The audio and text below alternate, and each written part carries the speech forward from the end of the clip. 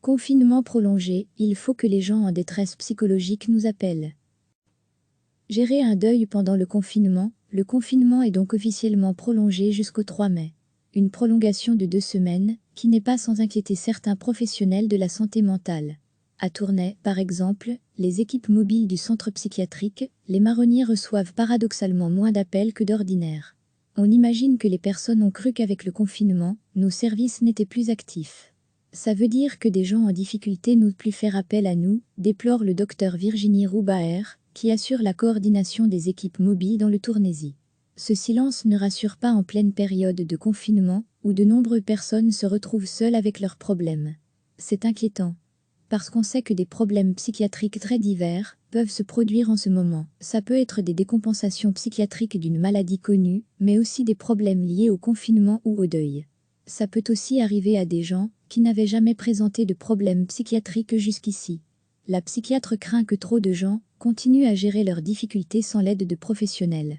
On insiste vraiment pour que toutes les personnes en détresse nous appellent dès maintenant, pour une écoute ou une visite.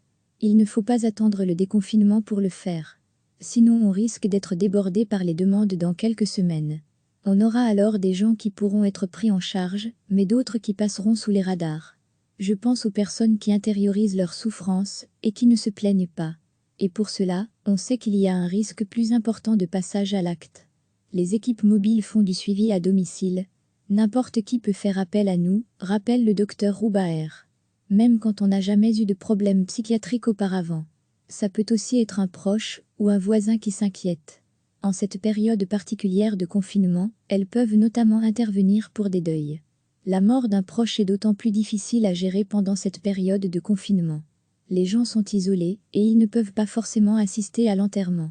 Dans certains cas, ça empêche de mettre en place un processus de deuil classique et ça peut déboucher sur des dépressions, des pertes de l'élan vital, des troubles de l'appétit. Nous pouvons intervenir pour gérer de telles situations.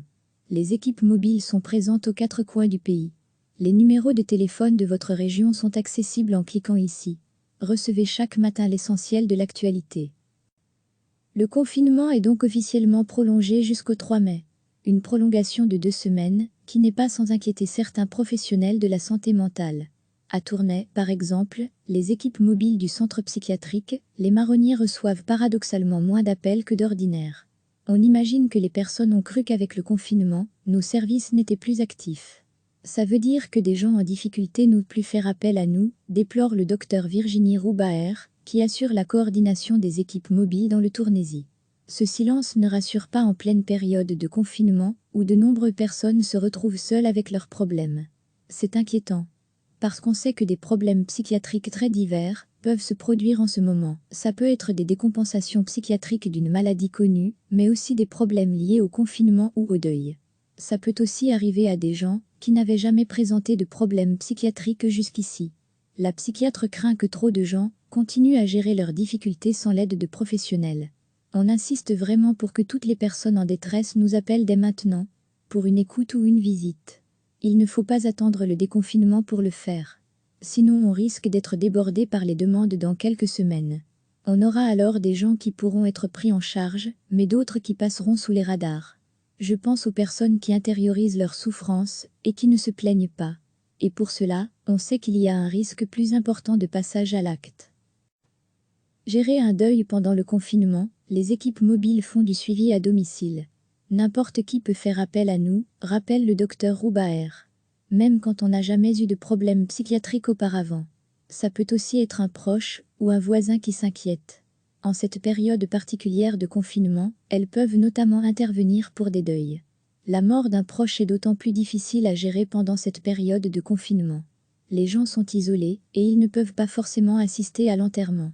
Dans certains cas, ça empêche de mettre en place un processus de deuil classique et ça peut déboucher sur des dépressions, des pertes de l'élan vital, des troubles de l'appétit. Nous pouvons intervenir pour gérer de telles situations.